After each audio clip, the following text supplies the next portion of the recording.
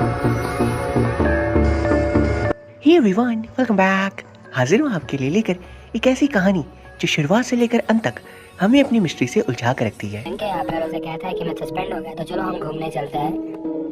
तो उसके बाद हम देखते हैं कि ये दोनों गाड़ी में बैठे होते हो, हमारे पास तो पासपोर्ट ही नहीं, तो घूमने चलते हैं। और बाद में तुम कहते हो जेजू आइलैंड। तो उसके बाद जो कोमुनिंग है वो गाड़ी एकदम स्पीड में चलाने लगती है और ऐसा लगता है कि वो ठोकने वाली है, पर वो रुक, और बाद में उसे वो एक लाइट हाउस के पास छोड़ के चली जाती है।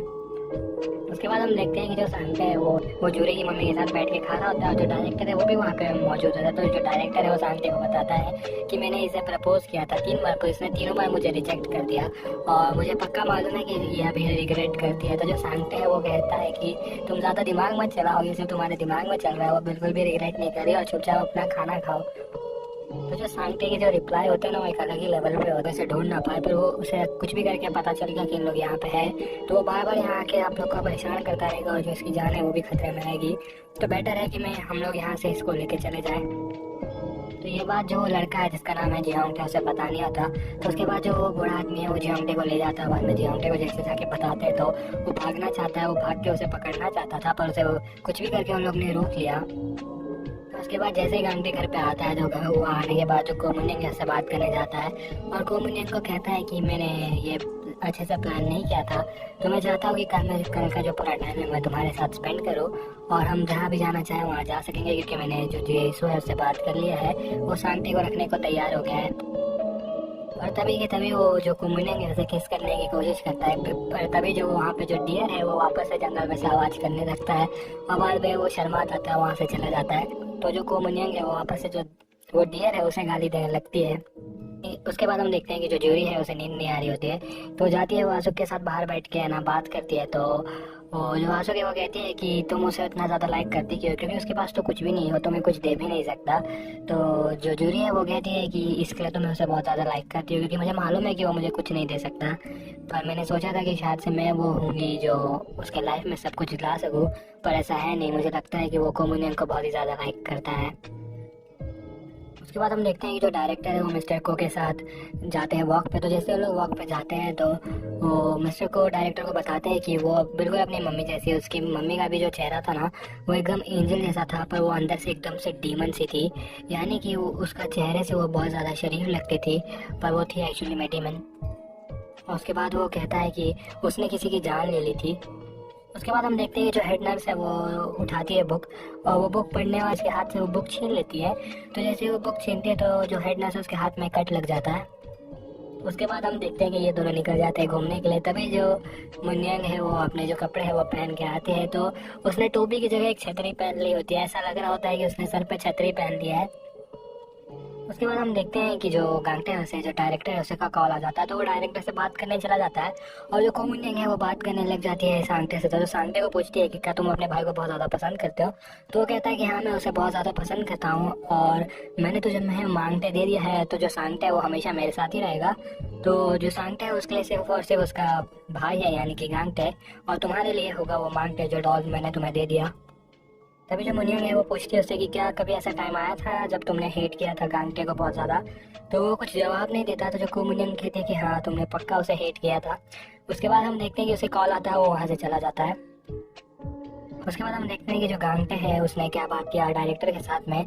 तो जो डायरेक्टर है उससे कहता है कि चांसेस है कि जो इसकी मम्मी है वो अभी भी जिंदा है, यानी कि वो सिर्फ गायब हुई थी, तो जो उसकी लाश है वो मिली नहीं, तो हो सकता है कि वो गायब हुई थी। इसका मतलब है कि वो वापस ज़रूर आएगी अपनी बेटी को देखने और अपने पति को देखने, तो हमें इन दोनों पे काफ़ी नज़र रखनी होगी।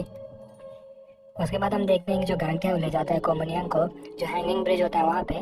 तो जो कोमुनियन है उसे बहुत ज़्यादा डर लगता है इस ब्रिज पे जाने के लिए। तो जो गांगटे वो कहता है कि ऐसे तो तुम बहुत बड़ी हीरोइन बनती रहती हो, पर अब क्या हुआ, आप क्यों नहीं आ पा रही इस पे। तो एक्चुअली में ये ब्रिज पे चलने में बहुत ज़्यादा मज़ा आता है, तो अगर कभी आप लोग इस ब्रिज पे चले हो तो मुझे बताओ कमेंट्स में।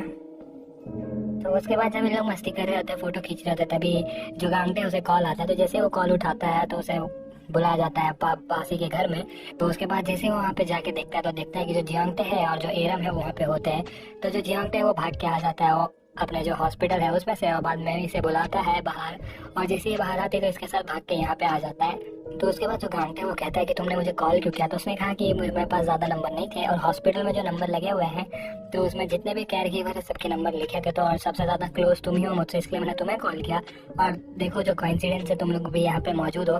तो वो कहता है कि बस हमें पैसे चाहिए थोड़े से, क्योंकि मेरे पास बिल्कुल भी पैसे नहीं है और मुझे इस होटल में रुकना है आज के लिए, तो प्लीज़ मुझे पैसे दे दो जिससे मैं ये रूम खरीद सकूँ और सिर्फ आज के लिए, और बाद में मैं वापस चला जाऊँगा कल हॉस्पिटल में, और जो एरम है उसे भी उसके घर पे छोड़ दूंगा।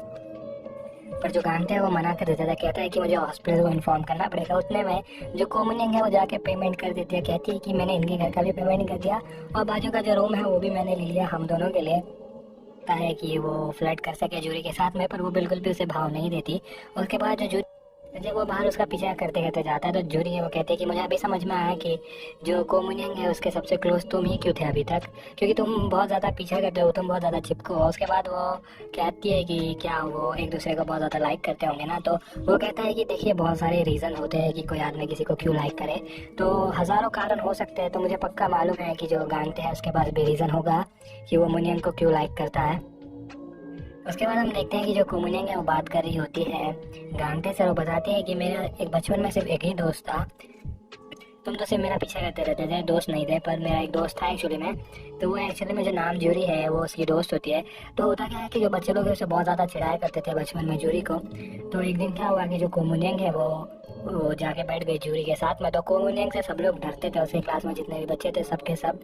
तो उन लोग ने उसके बाद से उसे चिढ़ाना बंद कर दिया।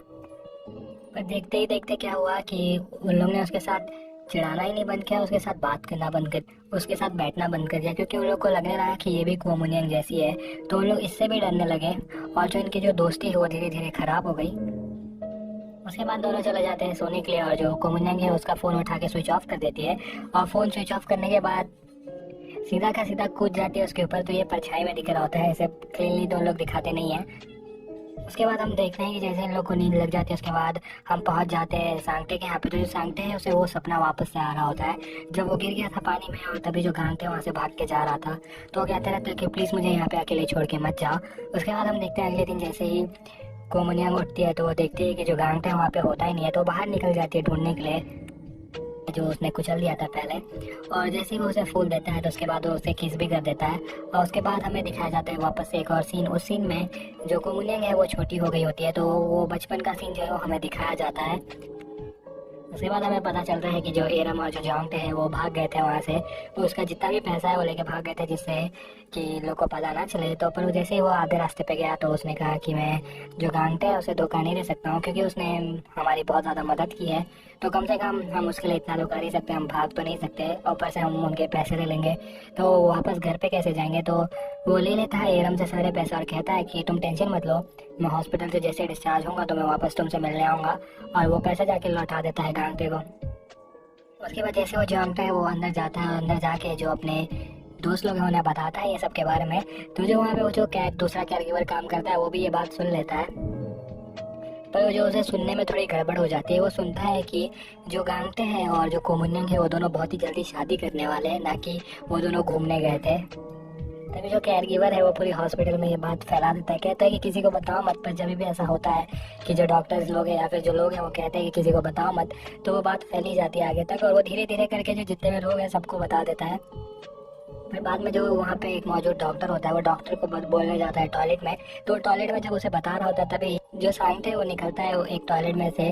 तो सांगटे अंदर होता है, उसने भी ये सब मुझे ज़्यादा लाइक करते हो या फिर मिस कोमुनियंग को। जैसे ही इस गांगटे कहता है कि ऑफ कोर्स मैं तुम्हें, तो वो कहता है नहीं तुम झूठ बोल रहे हो। और वो इतना जोर से बोलता है कि जो हॉस्पिटल में जितने भी लोग मौजूद होते हैं वो वहाँ पे आ जाते हैं।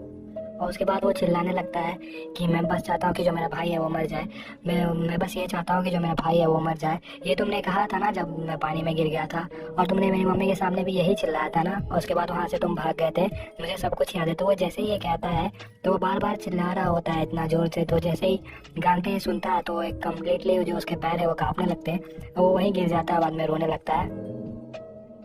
और वहीं पे जो ये एपिसोड है वो खत्म हो जाता है दोस्तों। तो देखेंगे अगले एपिसोड में क्या हुआ। और अगर आपने अभी तक मुझे सब्सक्राइब ना किया हो तो सब्सक्राइब कर दें और अगले वीडियो तक के लिए